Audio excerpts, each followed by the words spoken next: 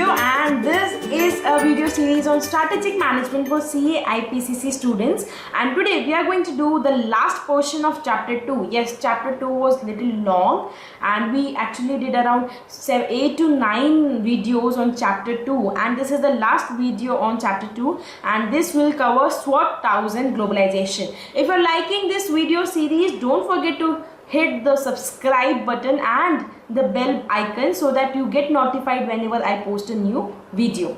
Okay, and in this video series I must tell you that at the end of the video I present a slide in which I provide the whole mind map of the whole video.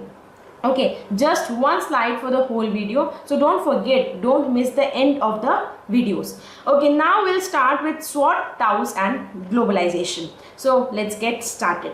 So this particular topic is about SWOT analysis. SWOT analysis is the analysis of the company. आपके जो business entity है उसका analysis कर रहे हैं. इसमें एक acronym है strength, weakness, opportunities और threats का. एक का मीनिंग समझते हैं कि strength क्या होती है. ये डायरेक्ट क्वेश्चन भी आया हुआ है कि opportunity क्या होती है, आपके बैक ऑफ दी मॉड्यूल में भी दिया हुआ है. So it's better to understand clearly what each and every word means. Strength means an inherent capability of the organization which it can use to gain strategic advantage over its competitors. देखो, जो strategic management में हम बात कर रहे हैं, हम सब हमेशा competitive advantage या strategic advantage या competitive edge की ही बात कर रहे हैं, या फिर formulating a strategy इसकी ही बात कर रहे हैं.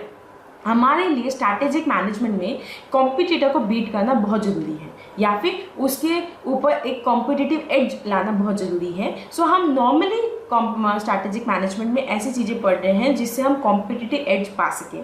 तो इसमें भी स्ट्रेंथ को इसी तरीके से डिफाइन किया गया है जो हमें कॉम्पिटिटर से एक स्ट्रैटेजिक एडवांटेज दिलाए. Okay, what is weakness? Weakness is an inherent limitation जो हमें एक स्ट्रैटेजिक डिसएडवांटेज क्रिएट करे. Okay, the same thing.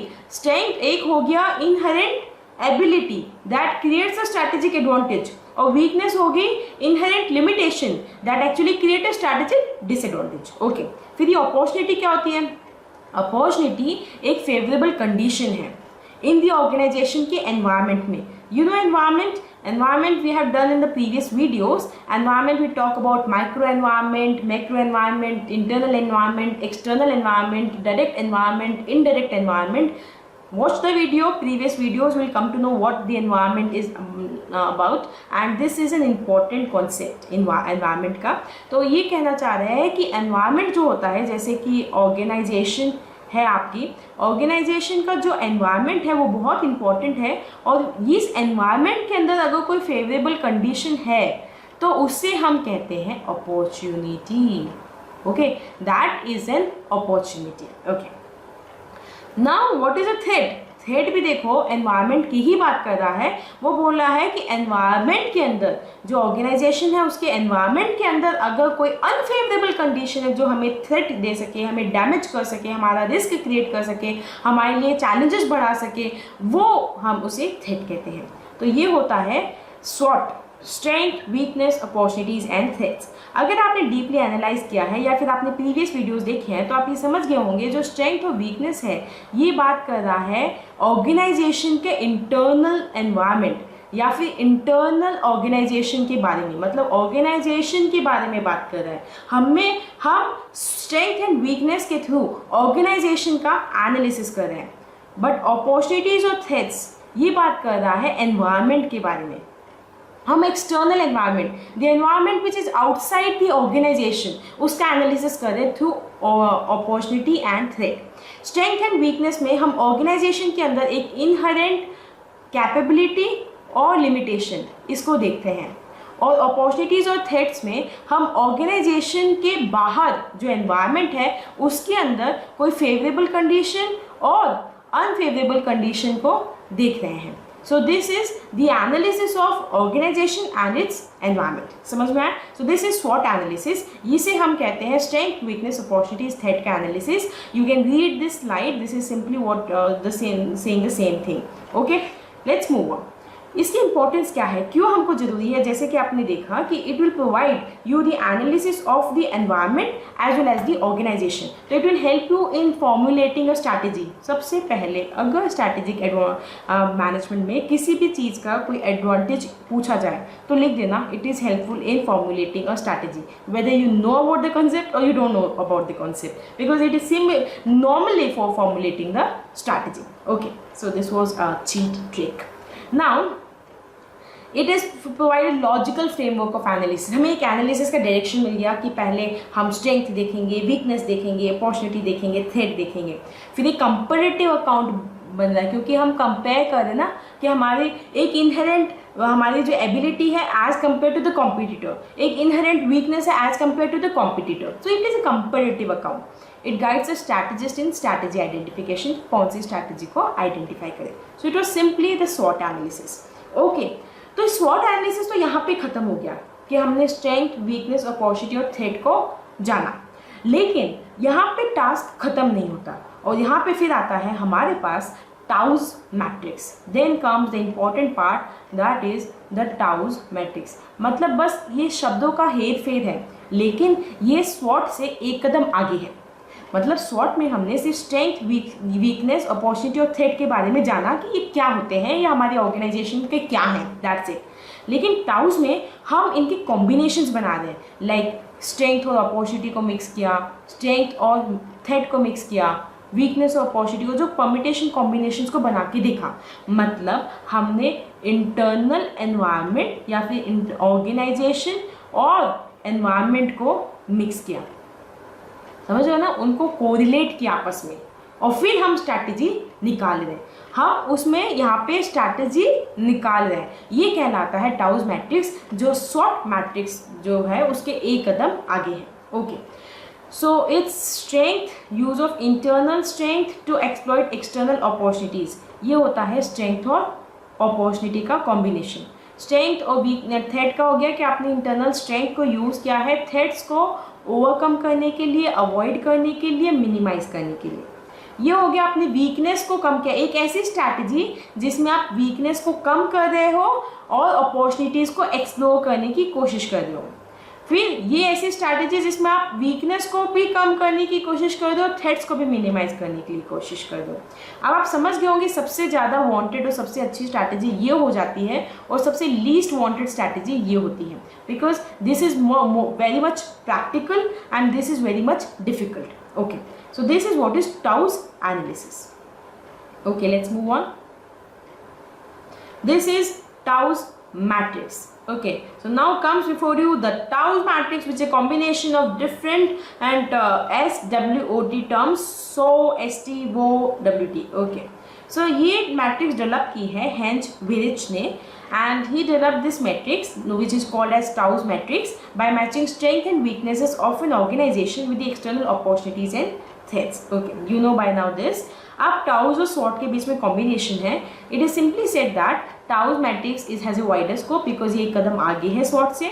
TOWS हमको एक एक्शन टूल प्रोवाइड कर रहा है क्योंकि इसमें स्ट्रैटेजी डिफाइन की गई है, और SWOT सिर्फ एक प्लानिंग टूल है क्योंकि वो हमें सिर्फ इनपुट्स प्रोवाइड कर रहा है ना। मतलब उसने इनपुट्स दिए कि S क्या है, W क्या है, O क्या है, T क्या है, और TOWS है वो उन इनपुट्स को प्रोसेस करके आउटपुट दे रहा है, या तो SO या तो ST या WO या फिर WT। ये स्ट्रैटेजी है, समझ में? And it is a tool for generating strategic option, input for generating strategic option. TOWS is actually has 4 distinct alternative kinds of strategic choice. Okay, so this is SWOT and TOWS matrix. ये again TOWS matrix के बारे में लिखा गया है कि जो strength और अपॉर्चुनिटी का कॉम्बिनेशन है उसे हम मैक्सी स्ट्रैटेजी कह सकते हैं, maxi mini strategy, mini maxi strategy और मिनी मिनी स्ट्रैटेजी। मतलब ये जो भी अनफेवरेबल या इनहेरेंट वीकनेस है ना, जो अनफेवरेबल या इनहेरेंट वीकनेस है, वीकनेस और ये अनफेवरेबल, इनको हम मिनी कह रहे हैं, और जो भी अच्छा पार्ट है उसको हम मैक्सी कह रहे हैं, और फिर इनका कॉम्बिनेशन बनाया गया है। Not a rocket science, very simple to understand. So this is an example. Just go through this example. This example is about a gym or something. Just go through this example. इसमें ना strength अलग से बताई है, weakness अलग से बताई है, अपॉर्चुनिटीज अलग से बताई है, थ्रेट्स अलग से बताए हैं। फिर इन्होंने ना ये भी बताया है कि SO क्या होगा, ये सो हो गया। WO कैसी स्ट्रैटेजी हुई, ST कौन कौन सी स्ट्रैटेजी होगी और WT कौन कौन सी स्ट्रैटेजी होगी। तो it is very important, it will be very useful for you to understand completely what is TOWS analysis. Okay, now I am moving on to the next topic, that is impact of globalization. तो देखो, impact of globalization दो concern में देखा जा सकता है। In concern of developing nation, whenever nation is developing then globalization means you are opening up the borders. Borders ऐसे नहीं कि कोई भी आ जाओ, बॉर्डर्स मतलब you are opening the borders for the trade. मतलब उसमें ये हो गया कि हम एक ग्लोबल विलेज बना रहे हैं, बचपन से पढ़ते आ रहे हैं। ग्लोबलाइजेशन मतलब एक ग्लोबल विलेज बन गया है, easy movement of people as well as easy movement of goods and services, and it's even financial services, सब कुछ एकदम ईजी मूवमेंट है। कंपनी के लिए ग्लोबलाइजेशन की वजह से बहुत सारे एरियाज खुल जाते हैं। देखो, company in itself is a system. You know what is a system? System is something which has an input, then processing, and then finally output. You know, you must have done this in ISCA, not ISCA but in IT. Okay, so IT, the new name of IT is something like very difficult, enterprise information system, right? ITS. Okay, something IT, whatever it is, EITS. तो that particular जो भी आपका difficult, very difficult to pronounce, वो अगर IT का आपका subject है, उसमें आपने पढ़ा होगा इनपुट, प्रोसेसिंग और आउटपुट, उसे हम सिस्टम कहते हैं। ऑर्गेनाइजेशन या कोई भी एंटिटी एक सिस्टम होती है जिसमें ये प्रोसेस चलता है। तो जो ग्लोबलाइजेशन है उसका इन तीनों पे इम्पैक्ट आता है। कैसे आता है? इनपुट मतलब आपका इनपुट क्या होगा? Man, money, material, market, machine, है ना। अगर आप man, you can actually have man from different countries. जो चीपर एरिया से आपको मैन है वहाँ पे आप एक मैन्युफैक्चरिंग आउटलेट अपना लगा सकते हो, ताकि आपका जो इनपुट है वो चीपर मिल जाए, आपको ह्यूमन रिसोर्स चीपर मिल जाए, या फिर आप ह्यूमन रिसोर्स को बुला सकते हो दूसरी कंट्री से, दूसरी जोग्राफिकल एरिया से। Now because of globalisation, money means you can have financial services also globally, मतलब there are you can buy shares all over the globe. Then market, when you have produced your output, जो आपका output निकला है वो आप ना सिर्फ अपने डोमेस्टिक मार्केट में बल्कि इंटरनेशनल मार्केट में बेच सकते हो। मशीन आप इंपोर्ट कर सकते हो फ्रॉम वेरियस अदर कंट्रीज। अगर आप मशीन्स को भी मैन्युफैक्चर करना चाहते हो, आउटसोर्स करना चाहते हो, टेक्नोलॉजी लेना चाहते हो, that also is very much possible in this global village. Then comes material.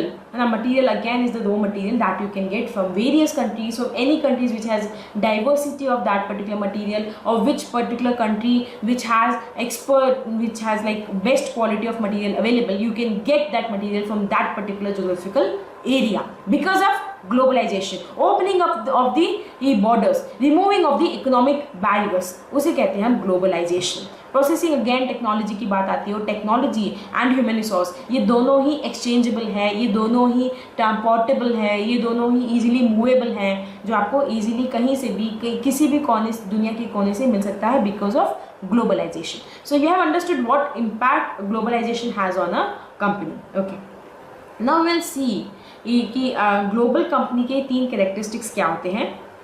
बहुत सिंपल है, इजीली समझ लेना। It's a conglomerate of multiple units, मतलब इसका डिफरेंट एरिया। हम अगर किसी ग्लोबल कंपनी की बात कर रहे हैं तो जो वर्ल्ड ग्लोब है उसमें अलग अलग एरिया में, अलग अलग कंट्रीज़ में इसका लोकेटेड होगा, और इट्स अ कॉन्ग्लोमेरेट और it's a group of multiple units, but these are linked. Link कैसे है? क्योंकि उनकी ऑनरशिप क्या है? कॉमन ऑनरशिप है। These multiple units they draw from common pool of resources. Capital common है, money, credit, information, patents, trade name, brand name, control systems, ये सब इनका common होगा। Common strategy, तो एक ग्लोबल कंपनी अगर आपसे पूछा जाए उनमें 3 चीज़ कॉमन होगी: common ownership, common pool of resources, common strategy. Okay, this is what is common in a conglomerate or a global company, which is a conglomerate of different units which is established at various places around the globe. तो ये हो गया हमारा global company. आगे बढ़ते हैं, अब देखते हैं सुपर नेशनल एंटरप्राइज क्या होता है। Super national enterprise, it is particularly a world wide enterprise chartered by a substantially non-political international body like WTO, IMF, world bank, इनसे चार्टर की भी अगर कोई एंटरप्राइज होती है, like this WTO, these are like supranational enterprise which have their businesses or whatever their transactions being spread over the globe, पूरे globe में फैला हुआ है, ना सिर्फ फैला हुआ है, ये एक नॉन पॉलिटिकल इंटरनेशनल बॉडी है. This operates as a private business without direct obligations. Its function is international business service दे रहे हैं, and it remains viable only by performing the service adequately for nations which permit its entry. इसके एक reading मार लेना, एक theoretical portion है कि super national enterprise क्या होता है. Maybe there can be direct question on super national enterprise. एक बहुत ये भी डायरेक्ट क्वेश्चन है, मैंने मॉड्यूल से उठाया है as it is. Multinational versus transnational, इन दोनों के बीच में डिफरेंस क्या है, just go through, this is very simple, there is nothing to explain. You know, I am focusing more time on explaining things which are difficult. This is not such difficult. इसमें एक home company होती है, उसकी subsidiaries होती है जिसे हम कहते हैं मल्टीनेशनल कंपनी. ट्रांसनेशनल कंपनी की कोई सब्सिडियरीज नहीं होती, लेकिन वो अपने आप में इंडिपेंडेंट कंपनीज होती हैं. ओके, मल्टीनेशनल कंपनी का एक सेंटर होता है, बाकी सब जगह सब्सिडियरी होते हैं, इसके अपने अपने सेंटर्स हैं. मल्टीनेशनल कंपनी का एक सेंट्रलाइज्ड सिस्टम हो गया है ना, और इसका क्या होगा, it companies do not have a centralized system. Then multinational companies they face a barrier in decision making, क्योंकि सेंट्रलाइज्ड जो जगह है वहाँ पे डिसीजन मेकिंग होती है, जो होम कंपनी है वहाँ पे डिसीजन मेकिंग होती है. और यहाँ पे क्या है, जो बाकी कंपनीज है ट्रांसनेशनल कंपनीज, वो सब अपने अपने एक इंडिपेंडेंट यूनिट्स हैं, तो वो अपना डिसीजन मेकिंग खुद कर सकते हैं. This is a simple difference between multinational versus transnational companies. Okay, so let's move on to the next slide. So why do companies go global? ये थोड़ा लॉजिकल क्वेश्चन है, उसको आंसर करने में मजा आएगा कि कंपनीज ग्लोबल क्यों जाती हैं. बहुत इजी है, बहुत इजी. आपके मॉड्यूल में इतना प्यारा एक्सप्लेन किया हुआ है, साथ में एग्जाम्पल्स बहुत अच्छे दिए गए हैं. ह्यूंडई के एग्जाम्पल्स उन्होंने पकड़े हैं, बहुत अच्छे एग्जाम्पल्स दिए उन्होंने, उनको एग्जाम्पल्स के साथ इजीली समझ सकते हो. मैंने पॉइंट्स में कर दिया. एक्चुअली मॉड्यूल में ना चीज़ें अरेंज्ड नहीं है, तो बहुत मुश्किल होता है समझने में, तो मैंने बस इनको पॉइंट्स में डाल दिया है, एक प्रॉपर पॉइंट्स में इसको अरेंज कर दिए हैं, इसको डिवाइड कर दिया कि ये क्वेश्चन बनेगा, ये क्वेश्चन बनेगा, तो it will be very easy for you to comprehend the topic. So now the question comes, why do companies go global? First of all, need to grow. Yes, this globalization provides you an opportunity to grow. क्योंकि एक expansion की opportunity provide कर रहा है कि आप different markets में जा सकते हो. आप ह्यूमन रिसोर्स अलग से, मतलब तीनों चीज़, इनपुट, आउटपुट और प्रोसेसिंग, तीनों में ग्रोथ प्रोवाइड कर सकता है. Rapid shrinking of time and distance because of the we can say technology, है ना, टेक्नोलॉजिकल जो डेवलपमेंट हुए हैं उस वजह से the distances between the countries have shrinked. Time जो कंज्यूम होता था वो श्रिंक हो गया. मतलब आप person sitting in Europe can conduct a meeting in India easily through technology. So this possibility actually has helped us in outsourcing. This has helped us in taking services from people who is situated out of the country, or selling or managing a unit which is established out of our country or in another foreign country. तो उस वजह से ज़्यादा growth हुई है globalisation की. Then जो आप when you are actually producing on a very large scale, then domestic market may not be sufficient या एडिक्वेट, कि आप इतना ज़्यादा कुछ डोमेस्टिक मार्केट में नहीं डाल पा रहे हो. आपका प्रोडक्शन 1 मिलियन के प्रोडक्ट्स का कर रहे हो, आपकी डोमेस्टिक मार्केट सिर्फ 10 लाख को 1 लाख को हैंडल कर सकती है. ओके, तब आपको ग्लोबल जाना पड़ेगा, so that you are in excess of more market. Like thing that Japanese companies do, they are putting their stocks in the American markets. उन्होंने same example from the module कि उन्होंने वहाँ पे ज़्यादा अपने products डाले हैं because in search of new markets. Then cheaper source of raw material. Now India is a cheaper source of raw material in case of human resource. China में cheap labor है, तो वहाँ से you can establish your manufacturing unit there, and then you can have access to cheap labor. Skilled labor आपको India में मिलेगा. Youth is there which is unemployed, so you can easily get labor at lower remuneration, and therefore you can earn like more profitably. You can be more profitable. Cheap labour मिल सकता है. जहाँ पे resource available है वहीं पे आप अपनी ऑर्गेनाइजेशन, अपना मैन्युफैक्चरिंग यूनिट सेटअप कर सकते हो, ताकि आपकी ट्रांसपोर्टेशन कॉस्ट बच जाए. मतलब रॉ मटेरियल की प्रॉक्सिमिटी में मैन्युफैक्चरिंग यूनिट आ सकती है, या फिर मार्केट की प्रॉक्सिमिटी में आपकी मैन्युफैक्चरिंग यूनिट आ सकती है. So this can be the thing for the manufacturing unit. So it depends upon your transportation cost कितना आ रहा है वो आप reduce कर सकते हो. In order to generate high sales and better cash flow, you can explore new markets, है ना. देन ट्रेड टैरिफ और कस्टम बैरियर्स लोअर हो गए हैं, तो जो टैक्सेस हैं even they are governments are coming up with direct tax, double taxation avoidance agreement और these kind of things which actually were earlier the economic और trade barriers between two countries. Now they are promoting trade among countries, है ना.